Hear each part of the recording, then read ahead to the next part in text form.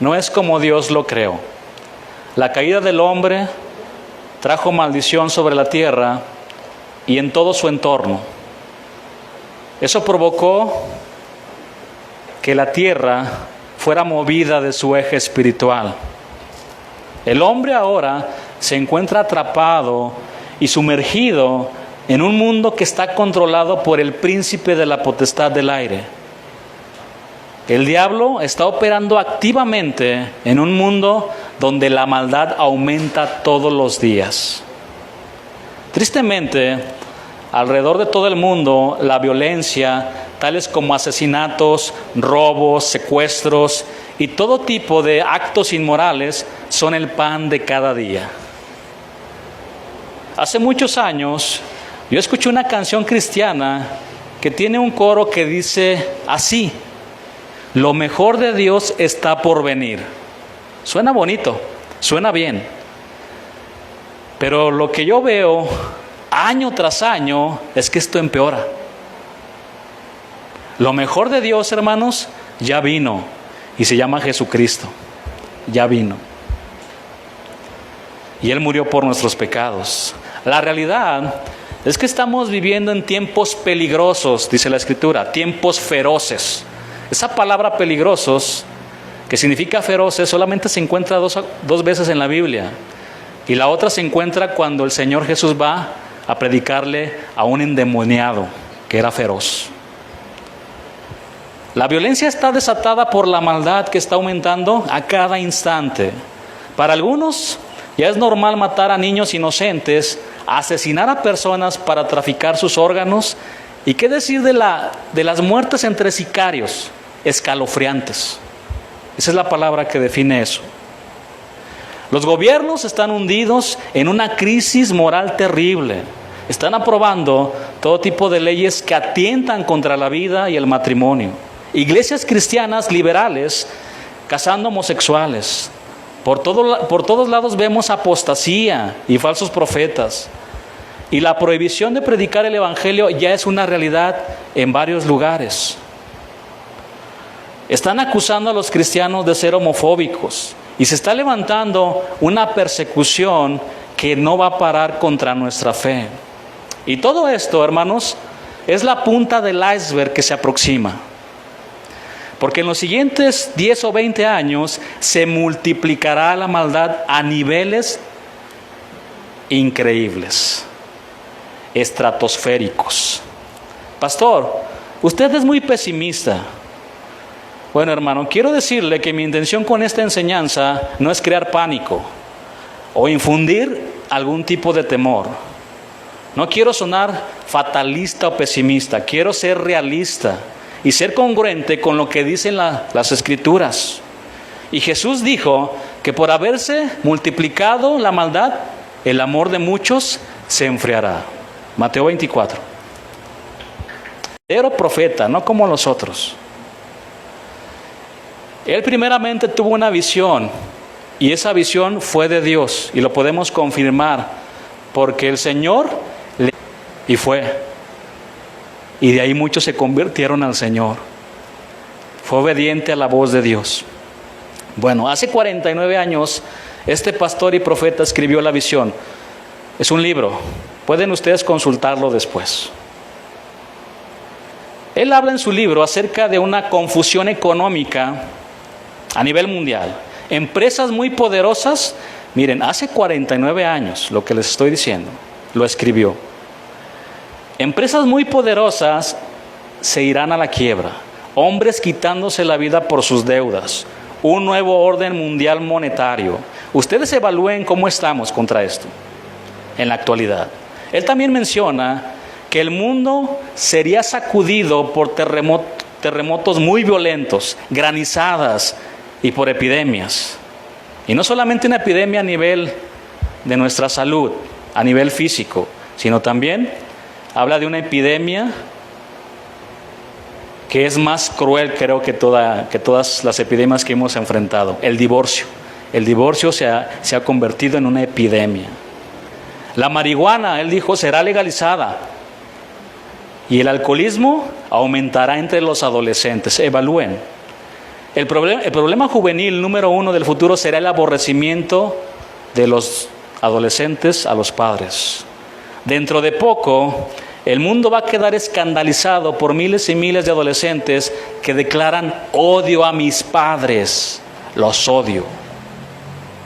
Estamos entrando ahora en ese periodo en que los peores enemigos, él escribió, del hombre serán los miembros de su propia familia, el padre contra el hijo, la madre contra la hija y los parientes políticos que se odian el uno al otro. El mayor problema del adolescente será convivir con sus padres. Ese odio hacia los padres se estará extendiendo como un cáncer en todo el mundo. Dentro de la iglesia cristiana, vean lo que él escribió. Veo una gran apostasía y el aumento de falsas doctrinas. Veo una superiglesia mundial que consistirá en una unión entre los protestantes ecuménicos liberales y la iglesia católica romana, que se unirán políticamente de la mano creando una de las fuerzas religiosas más poderosas de la tierra. Esta superiglesia mundial será espiritual, pero solo de nombre. Y usará el nombre de Jesucristo, pero de hecho será anticristo y política en muchas de sus actividades. Veo esta superiglesia aceptando, bajo el pretexto de comprensión, a homosexuales y lesbianas entre sus miembros.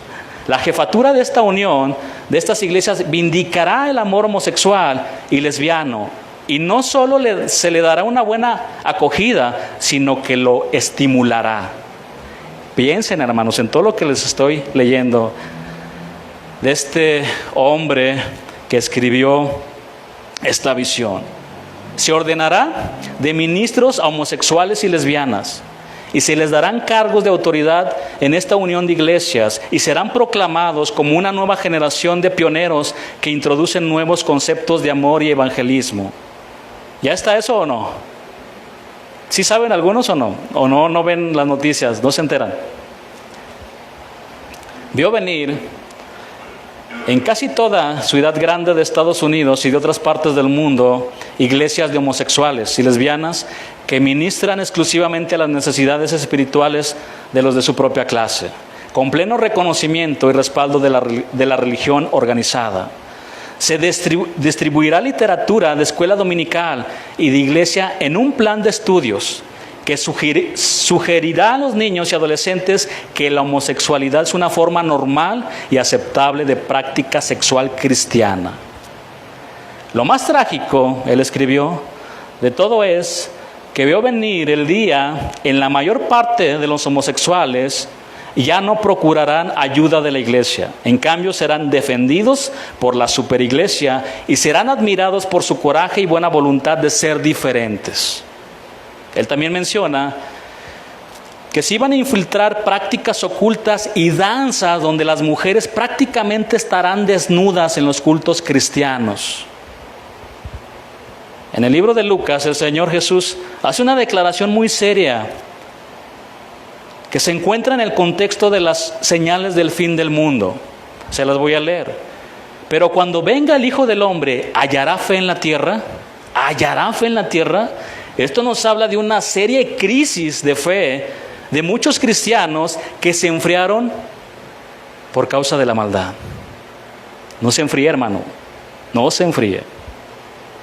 Porque no fueron diligentes en buscar a Dios por medio de la palabra y por medio de la oración. Con respecto a los verdaderos cristianos, David Wilkerson dice lo siguiente: veo venir una hora de persecución tal como nunca antes ha presenciado la humanidad. Esta será una persecución de los verdaderos creyentes de Jesús, que surgirá en breve como un monstruo de muchas cabezas que sale del mar.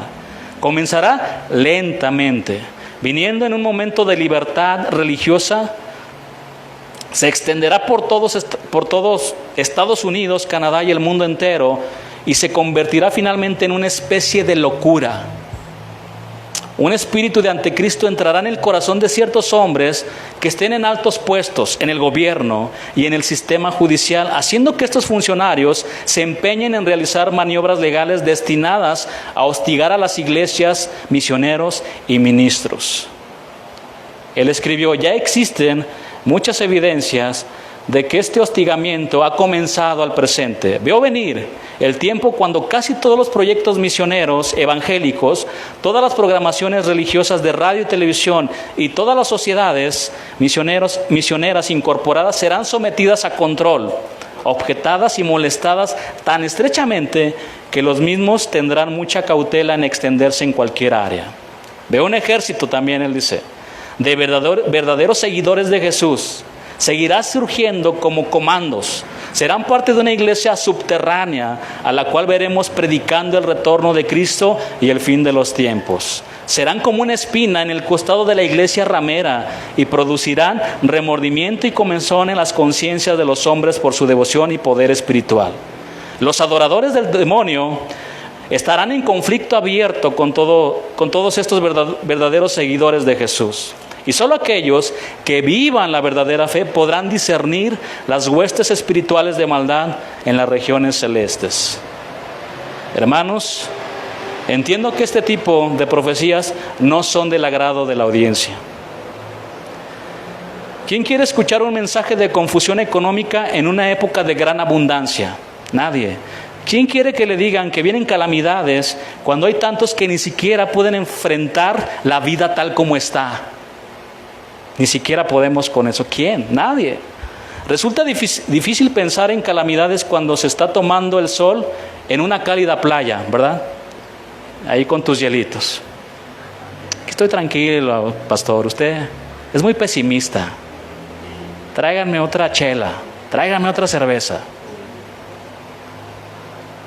Resulta difícil pensar eso, hermanos.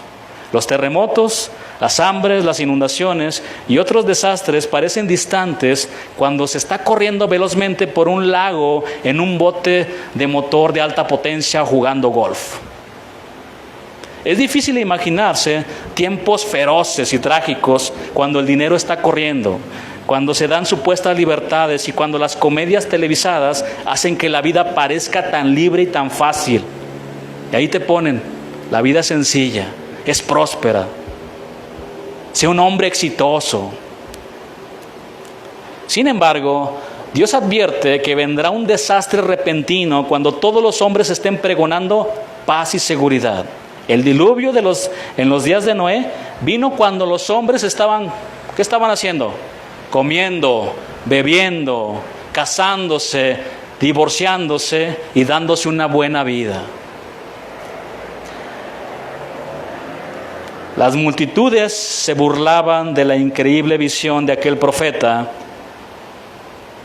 y de repente les llegó la furia de Dios. Sí, hermanos, el mundo está enfermo y las cosas están muy mal y se pondrán cada vez peor. Lo estamos viviendo aquí nosotros. ¿Cuándo vieron eso? Hace 20 años pasaba esto de quemar los autos, de hacer bloqueos. Pero cuando venga el Rey de Reyes y Señor de Señores en su caballo blanco, establecerá su reinado soberano y hará todas las cosas nuevas. Y todo el universo será revertido por nuestro Rey. Esa es la esperanza que tenemos. Ahora bien, esto no significa que Dios está cruzado de brazos. Hasta entonces, Dios ha preparado hombres y mujeres consagrados, nazareos, para llevar el mensaje del Evangelio ¿a quiénes? A los perdidos. Un mensaje que ha trastornado a todo el mundo. Veamos algunos ejemplos de hombres que trastornaron su mundo con la palabra de Dios. Acompáñame a Mateo 11, versículo 12.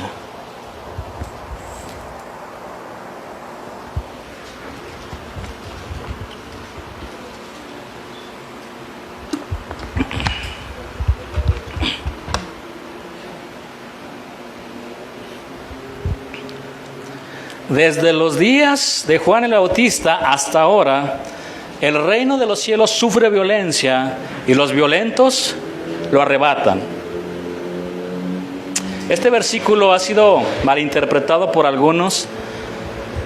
Y bueno, hay diferentes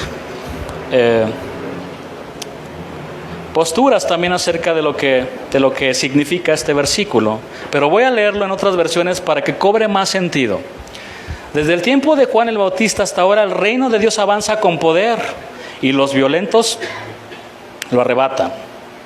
Desde los días de Juan el Bautista hasta ahora el reino de los cielos ha venido avanzando contra viento y marea y los que se esfuerzan logran aferrarse a él. Desde que Juan el Bautista comenzó a predicar hasta ahora, el reino de Dios avanza a pesar de sus enemigos. Solo la gente valiente y decidida logra formar parte de él. El Señor Jesús, nuestro amado Salvador, tenía en su lista de valientes ¿a quién? A Juan el Bautista. Y aquí lo describe como un hombre celoso, esforzado y aferrado a Dios, que predicaba con gran valentía la palabra, sin ningún temor. Juan el Bautista revolucionó y trastornó a muchos en su época con el mensaje de arrepentimiento. Hermanos, él no era condescendiente con nadie. Él le decía a la gente pobre o con dinero, arrepiéntase, viene el juicio. De hecho, Juan reprendió al tetrarca Herodes, porque vivía con Herodías, la esposa de su hermano Felipe, y por todo lo malo que él estaba haciendo. Fue por eso que lo metieron ¿dónde? En una cárcel y lo decapitaron. Fue decapitado. ¿A cuánto les gustaría ser decapitado por causa de su fe? Es rápido, es rápido. Se ve, la imagen se ve grotesca, pero en ese momento tu espíritu y tu alma con el Señor se encuentra. Tu cuerpo se queda aquí, se hace polvo, pero tu espíritu y tu alma nadie las puede tocar. Así que no tengan temor, dijo el Señor Jesús. No tengan temor de aquellos que les puedan tocar su cuerpo. No tengan miedo. Tengan miedo mejor aquel que puede lanzar el alma y el espíritu al infierno, ¿verdad?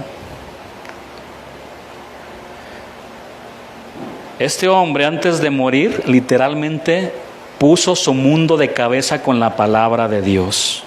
Y llegaban los fariseos. ¿Por qué vienen? Generación de víboras, ¿no? Serpientes. Arrepiéntanse. ¿Ustedes creen que por echarles agua se van a salvar? No. Tienen que cambiar su vida. Deja de tomar alcohol. Deja de ver pornografía. Deja tu vida de pecado. En otras palabras. Era confrontante. Otro hombre que trastornó el mundo fue Elías. Elías ministró durante los siniestros tiempos en el reinado de Acab. Este hombre Acab era un hombre malvado, más que cualquiera de sus antecesores en el trono de Israel. Y por si esto fuera poco, adivinen con quién estaba casado. A ver, ¿quién sabe? Con Jezabel, la perversa hija del rey pagano de Sidón, que lo empezó a incitar para llevar al pueblo a la idolatría, a adorar a otros dioses. Este hombre fue enviado a confrontar a Acab. Elías profetizó que vendría una sequía devastadora. El profeta alteró el mundo de Acab, que finalmente, cuando los dos se reunieron cara a cara, él le dice al profeta Elías: ¿eres tú el que turbas a Israel? Vean, hay un conflicto muy fuerte, hermanos, en el reino espiritual. No lo vemos, porque recordemos que nuestra lucha no es contra las personas, no es contra carne y sangre, sino contra potestades, contra todo lo espiritual que no podemos ver. Solo imagínense la guerra que existe cuando se está debatiendo una alma. Cuando llega alguien, un mensajero que trastorna el mundo y predica el evangelio, y vean la guerra que se suelta, ¿no? Se está debatiendo un alma que puede perderse en la eternidad. Pablo y su equipo misionero prácticamente, ellos trastornaron, alteraron, sacudieron todas las ciudades que visitaban con el mensaje del evangelio. Y una de las marcas de un hombre o una mujer que trastornan el mundo es que llevan el mensaje del Señor y enfrentan con valentía y sabiduría todas las situaciones adversas. Y aquí es donde entramos ya a nuestro estudio de Hechos 17. Vamos a leer el versículo 1.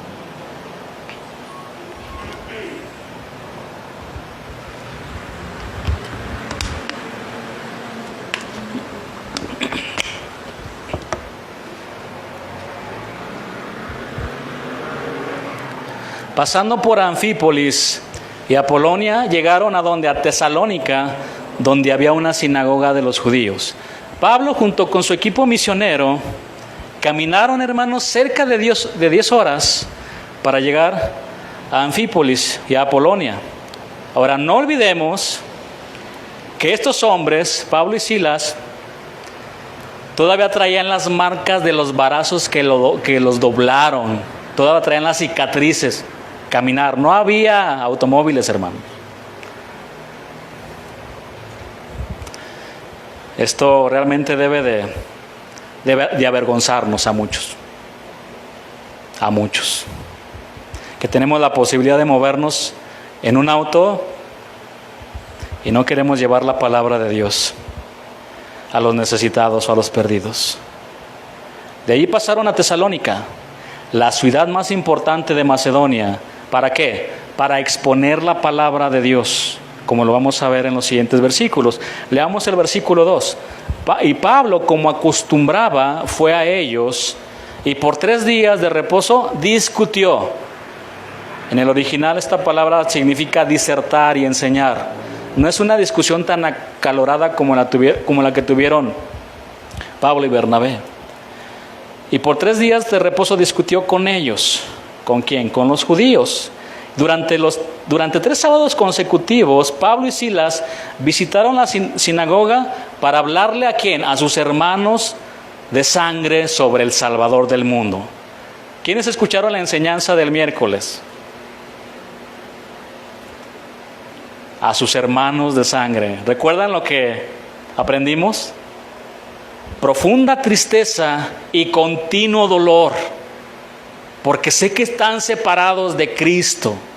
Él decía, quiero ser maldito. Si yo pudiera darles mi salvación, se las daba, por causa de que ellos conozcan al Salvador. Imagínense.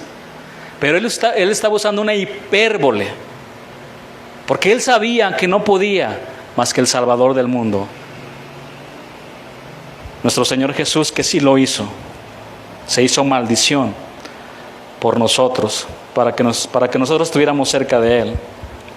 Bueno, Él fue a compartirles a sus hermanos de sangre el mensaje de Cristo, hermanos, sobre la condición como Mesías y Salvador. Siempre ocasionaba tensión y discusión con los líderes de los judíos más tradicionales de la sinagoga. El término griego discutió no significa necesariamente que la palabra expresa la idea de un diálogo en contraste de opiniones. O sea, hablaban y unos respondían, había preguntas, etc. Bueno, aquí podemos extraer un principio como cristianos, ¿están de acuerdo? Porque de repente sacamos la espada o el hacha y nos vamos con todo, ¿verdad?, contra las personas. Y empieza también la pelea. No, hermano, no es para eso. Versículo 3. Declarando y exponiendo por medio de las Escrituras que era necesario que el Cristo padeciese y resucitase de los muertos, y que Jesús, a quien yo os anuncio, decía, Él es el Cristo. Recuerden, Pablo no tenía el Nuevo Testamento, entonces él tenía que citar el Antiguo Testamento, y le citaba al Señor Jesús las profecías. Hermanos, el valor de un creyente debe ir acompañado con el mensaje correcto. ¿Cuál es este mensaje correcto? Predicar a Cristo y a este crucificado. No les prediques otras cosas a las personas que conoces. Predícales al Señor Jesús. Diles que Él fue a la cruz a morir por sus pecados. El mensaje de Pablo era cristocéntrico. Su mensaje estaba centrado en la obra y en el sacrificio del Señor. Ahora bien, que Pablo anunciara a Cristo como el Mesías era un mensaje revolucionario en aquellos días. Por eso él escribió en el libro de Romanos, yo no me avergüenzo del Evangelio porque es poder de Dios para salvación. Porque era una locura predicar que un hombre que muriera en la cruz te salvara. Ellos lo consideraban maldito, todo hombre que es colgado en un madero. Hoy en día, El mensaje de Cristo y este crucificado sigue siendo un mensaje muy ofensivo para los judíos. Es muy ofensivo. Es como decirle a los católicos que no adoren sus santos. Es algo muy similar. ¿Cuántos se ofendían? A ver, levanten su mano. Ya sean sinceros. A ver, cuando les dijeron, a ver, ese monito no te salva. A ver, levanten su mano. Y levanten su pie si pueden también. No, que se crean. ¿Verdad? ¿Cómo nos poníamos cuando llegaban a predicarnos? Ese monito no te va a salvar. Tienen oídos y no oyen, tienen ojos y no ven, tienen pies y no caminan. Es más, tú lo tienes que cargar. Nos andábamos con todo, ¿verdad? Hasta el diablo lo queríamos convertir también. Vente para acá, diablo, te vas a ver. Órrame, y empezaban a hablar en lenguas. No se ríen, pero es verdad, es verdad. Decirles a los judíos que Cristo era el Mesías, todavía en la actualidad, te escupen si tú vas a predicar allá. ¿Por qué? Porque ellos piensan que nosotros adoramos a Jesús como uno de los ídolos que adoran los católicos igual.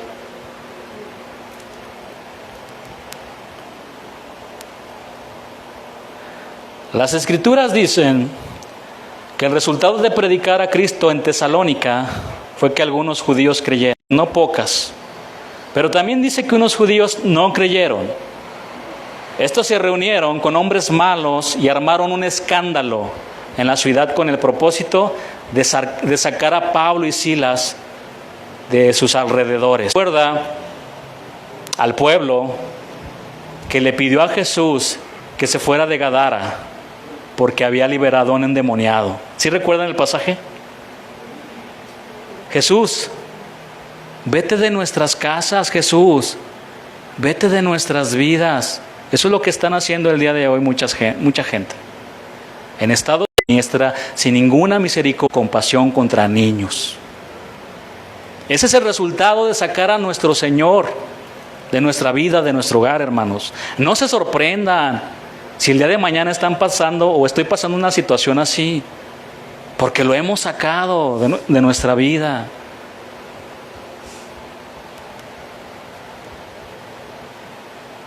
Armaron un escándalo para sacar a Pablo y Silas,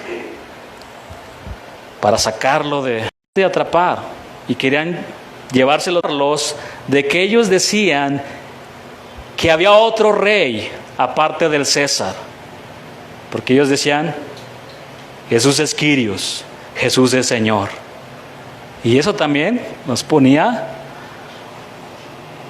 súper enojados. Ahora vayan conmigo al versículo 6, no vamos a estar leyendo todos los versículos, le estoy dando un contexto también, pero vamos al versículo 6 del libro de Hechos.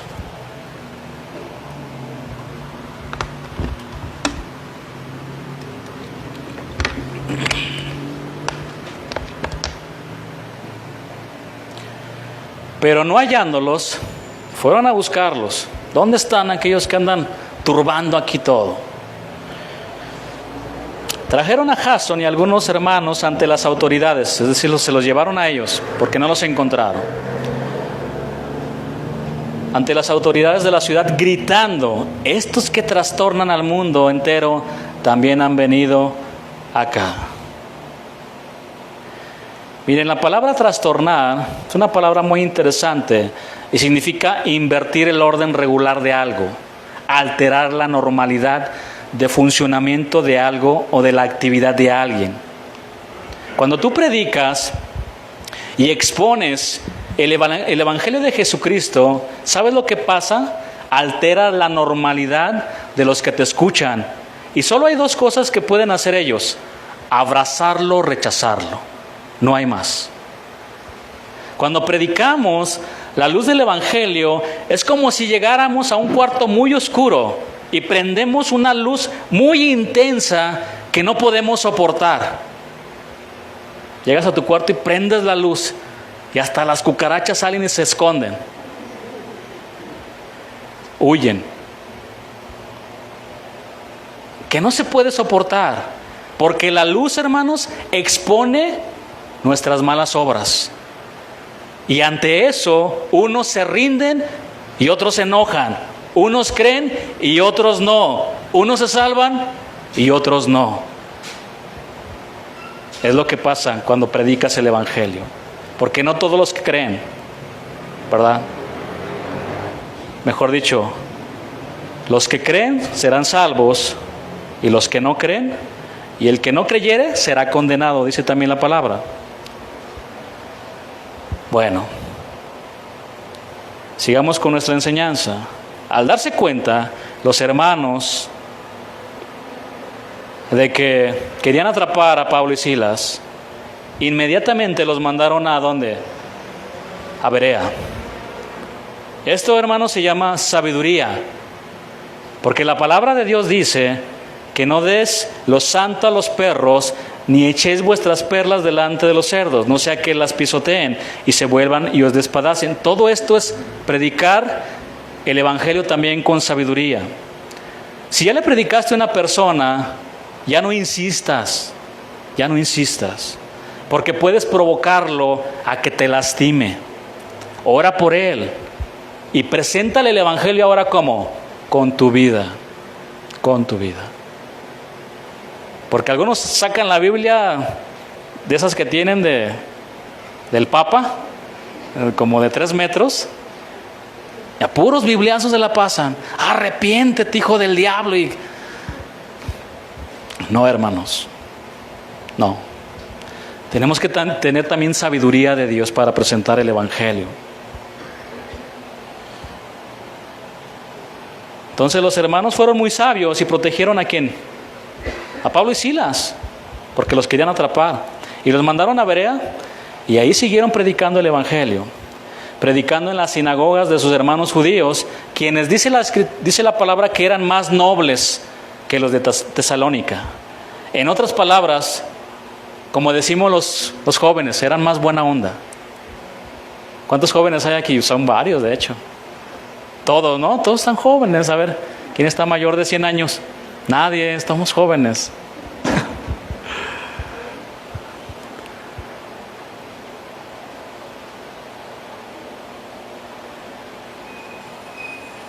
Allí eran más nobles. No armaron un escándalo y recibieron la palabra con mucha disposición. Pero adivinen qué, hermanos, estos hermanos de Berea, todo lo que escuchaban, lo examinaban, lo escudriñaban. Porque dice la Escritura, escudriñando cada día las Escrituras para ver si estas cosas eran así. Hermanos, todos nosotros, escuchen esto, somos responsables de escudriñar la palabra para no ser engañados. Todos, escuchen todos. Una de las señales de los últimos tiempos será la multiplicación de falsos maestros que tratarán de engañar aún a los escogidos. Por lo tanto, seamos como los de Berea. Vayamos a la Biblia, vayamos a la Escritura y confirmemos que nos estén predicando la palabra de Dios. El efecto, hermanos, de la exposición de la palabra en Berea trajo como consecuencia muchas conversiones a Cristo. Muchos judíos y mujeres importantes, tenían un alto puesto, y muchos hombres creyeron. Su entorno en Berea fue alterado para bien por el mensaje del Señor y le entregaron sus vidas también. ¿Pero qué creen, hermanos? Cuando los judíos de Tesalónica se dieron cuenta de que la palabra estaba siendo recibida en Berea, se lanzaron para allá. Vamos a leerlo para que no me crean a mí, sino lo que dice la palabra. Se fueron a Berea para armar otro alboroto. Andaban con todo también. Esos turbaban, pero para mal. Hechos 17:12 dice, así que creyeron muchos de ellos y mujeres griegas de distinción, y no pocos hombres. Cuando los judíos de Tesalónica supieron, se enteraron que también en Berea era anunciada la palabra de Dios por Pablo, fueron allá y también alborotaron a las multitudes. Los odiaban, hermanos. Querían detenerlos a como diera lugar, los querían matar, los querían asesinar. fueron allá y también alborotaron a las multitudes, pero inmediatamente los hermanos sabios enviaron a Pablo que fuese hacia el mar, y Silas y Timoteo se quedaron ahí. Y los que se habían encargado de conducir a Pablo le llevaron a Atenas, y habiendo recibido orden para Silas y Timoteo de que viniesen a él lo más pronto que pudiesen, salieron. Pablo y su equipo misionero pusieron de cabeza a este mundo con el mensaje del Evangelio. Por toda la Escritura vemos mensajeros y mensajeras que han trastornado este mundo con la palabra de Dios. Pero hay uno que es excelente y que destaca entre todos ellos y se llama Jesucristo. Sin lugar a duda, el mensaje del Evangelio ha sido el más revolucionario de todos los tiempos. Ningún mensaje de los hombres más sabios a lo largo de la existencia humana ha podido impactar al mundo como lo ha hecho el mensaje del Evangelio de Jesucristo. Ningún mensaje tiene el poder de sacudir literalmente los cimientos del mundo físico y espiritual. Solo el Evangelio de Jesucristo. Ningún mensaje o discurso de los hombres más doctos tiene el poder de brindar salvación a los perdidos. Solo el Evangelio de Jesucristo, hermanos. Únicamente el poder del mensaje del Evangelio puede trasladar y tiene el poder para llevarnos de las tinieblas a la luz admirable de nuestro Señor, al reino de Dios. Únicamente el poder del Evangelio puede transformar al peor de los pecadores, al peor. El mensaje del Evangelio es incomparable y tiene un poder que es capaz de trastornar a todo el mundo para bien. Para aquellos que lo han recibido ha sido lo más glorioso en sus vidas, y para aquellos que lo han rechazado se ha convertido en una piedra de tropiezo. Es por eso que no todos se salvan, porque no todos creen. Todo comenzó hace un poco más de 2000 años, cuando el mensaje, el verbo, se hizo carne y habitó entre nosotros. Eran tiempos violentos cuando sucedió el nacimiento de Emanuel, Dios con nosotros. Herodes el Grande era el rey de Judea y era un hombre muy cruel y sanguinario que llegó a matar incluso a algunas de sus esposas y a algunos de sus hijos. Vean los tiempos en los que llegó nuestro Salvador. Hermanos, esa era la Navidad. No era un osito saliendo con una Coca-Cola. No llegó en esos tiempos de bonanza. Eran tiempos violentos. Estaba este rey que era tan despiadado. Este rey que no estaba dispuesto a que alguien más ocupara su trono. Por eso cuando se dio cuenta de que había nacido el rey de los judíos, lo vio como el peor de sus enemigos. Que al verse burlado por los magos de Oriente, se enfureció a tal grado que mandó asesinar a todos los niños inocentes menores de 2 años que había en Belén y en sus alrededores. Este acto fue deliberado, como lo que está pasando en la actualidad. Son actos deliberados. La gente le está quitando la vida a niños inocentes. Fue un acto deliberado y sin misericordia. Solo de imaginar, hermanos, toda la sangre derramada de estos niños inocentes y de los padres que lloraban la muerte de sus bebés. Imagínense las lágrimas, los lamentos. Qué hombre tan sanguinario y tan cruel. ¿A quién de ustedes le gustaría estar en los pies de Herodes cuando los libros sean abiertos y sea juzgado delante del trono? A mí no. Dios guardó la vida del niño Jesús, y la Escritura dice que nuestro Salvador creció y se fortaleció en estatura y en gracia para con Dios y los hombres. A la edad de 30 años, predicó un mensaje que revolucionó a todos los hombres de su época. Por eso dice la palabra que los religiosos se escandalizaban de él. Era un mensaje que trastornaba las vidas. Marcos 1:22, no vaya, hermano, pero dice que se admiraban de su doctrina, y la palabra griega que se utilizó para admirar es ekpleso, que significa golpear con asombro. Esto nos habla de cómo la palabra golpea nuestras vidas hasta llevarnos al quebranto si la recibimos con humildad y mansedumbre. Pero hay otros que la rechazan y hasta rechinan los dientes porque no están dispuestos a abandonar su vida de pecado.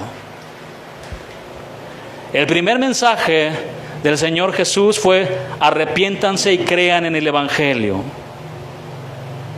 Este mensaje fue aceptado por unos, por miles y millones, pero también ha sido rechazado por otros, por muchos. Hermanos, qué gran dicha y qué gran privilegio tuvieron aquellos que escucharon el Evangelio del mismo Creador de los cielos. No obstante, para algunos fue un mensaje muy confrontante e incómodo. Por eso mataron al Señor. Han pasado ya más de 2000 años y el Evangelio de Cristo sigue impactando a miles de personas. No ha perdido su poder.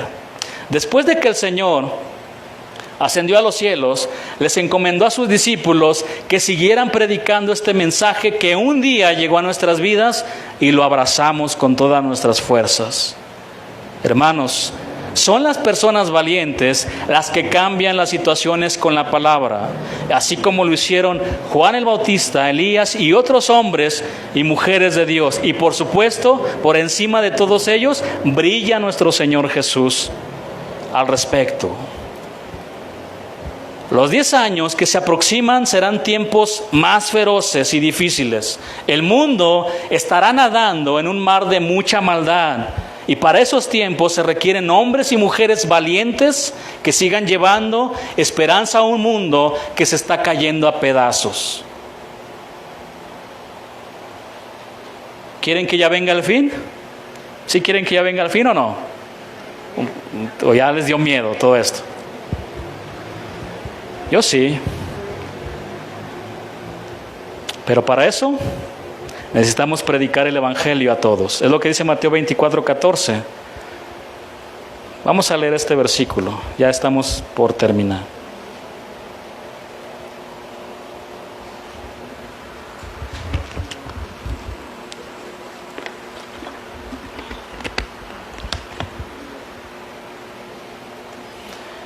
Y será predicado este Evangelio del reino en todo el mundo para testimonio a todas las naciones. Y entonces vendrá el fin. Se acerca el fin. Amén. Y se acerca la venida de nuestro Señor Jesucristo. Amén.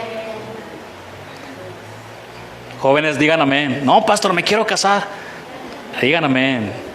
Allá se va a casar con el Señor. Allá van a ser las bodas del Cordero. Además, los que creen en el milenio, pues también tienen una oportunidad. Dicen que en el milenio todavía, ¿qué tal si te casas con David, con Moisés?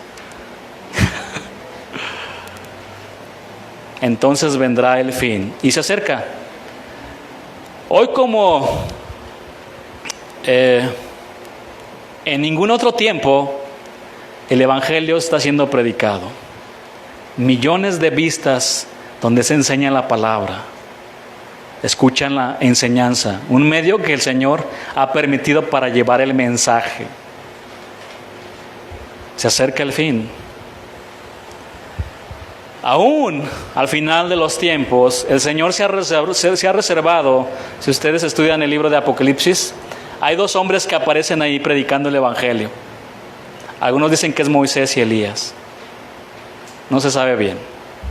¿Sí han leído el libro de Apocalipsis o les da miedo? A ver, levante su mano el que le da miedo leer Apocalipsis. A mí sí me daba miedo cuando no conocía del Señor. Al final de los tiempos también el Señor se ha reservado 144,000 personas que representan a las 12 tribus de Israel para seguir predicando el Evangelio de Jesús. Va a seguir. Esa es misericordia de Dios. El Señor no quiere que nadie se pierda. El Señor le duele en su corazón que su creación prefiera el mundo y el pecado antes que a Él. ¿Tienes sed? Dice el Señor. Ven a mí. ¿Quieres saciar toda esa necesidad que tienes? Yo soy el único que puedo saciar tu necesidad. Yo solo soy el único que puede satisfacer tu vida por completo. Y estar en la presencia de Dios, hermanos, es deleitoso, como lo cantábamos. Es un deleite vivir en la presencia de Dios. Bueno, que el Señor nos ayude con lo recibido, que el Señor nos haga sensibles a las necesidades que estamos viendo con los que están a nuestro alrededor. Que seamos con ese corazón de Pablo, que lo llevó a las mismas lágrimas, porque sabía que sus hermanos en la sangre, los judíos, estaban separados de Dios. Y sabes que nosotros tenemos nuestra familia judía a un lado, que no conocen del Señor. En nuestra propia familia hay personas que no conocen de Dios. Y nosotros tenemos que llevarles este mensaje. Hermanos, súbanse al arca, porque viene el juicio. Porque se acerca el juicio de Dios. Súbanse al arca. Y háblenle a los demás para que se suban al arca con ustedes. Porque esto que se aproxima no se puede ni describir o explicar o imaginar. Sabían que ya el ser humano, aquellos que han podido estudiar algo acerca de la ciencia, de la tecnología, están ya tratando de escapar de este mundo en cuanto se pueda destruir, porque quieren viajar, hacer viajes astrales y conquistar Marte y conquistar todos los planetas. Esa es su idea. Es más, tienen idea de congelarse y hacer pruebas para que ellos puedan despertar después de 100 años, 200 años para lograr eso. E incluso todo esto que está pasando en la actualidad es la punta del iceberg, como les decía. ¿Por qué? Porque el hombre quiere ser inmortal, no quiere morir. Y ese pensamiento fue el mismo que Satanás sembró en la mente ¿de quién? De Adán y Eva. Sé como Dios. El hombre quiere ser como Dios. Entonces la situación en 10, 20 años va a estar muy complicada, muy difícil. Por eso todo esto es una preparación para estar fuertes, para ser valientes. Y el Señor estará con nosotros todos los días hasta el fin del mundo. No vamos solos, no peleamos solos. Él está con nosotros. Jehová está con nosotros. Amén. Pónganse sobre sus pies y oremos para que el Señor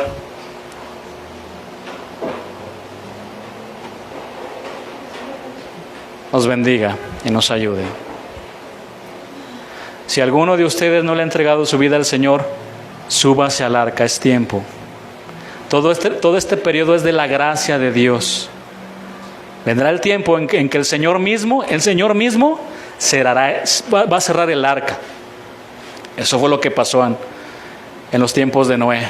Todos casándose, aquí está la vida, vámonos para allá, ahora vamos a la playa. Y no está mal todo eso, hermanos, no me malinterpreten. Sí ponemos en primer lugar a nuestro Dios. Pero todos estaban así. Vámonos a viajar por todo el mundo. Acá mañana vienen a pedirte cuentas. Y todo lo que acumulaste de quien es necio, y vienen a pedirte tu alma. Entonces, si alguno le ha entregado su vida al Señor, hágalo, súbase al arca, es tiempo. Es tiempo. Estamos viviendo los dolores de parto. Viene la tribulación, la gran tribulación.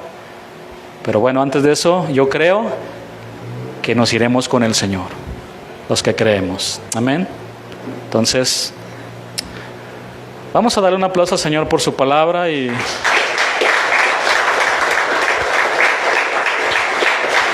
como les repito, la intención no es traer pánico, no es infundir temor, porque para nosotros el vivir es Cristo, el morir es ganancia.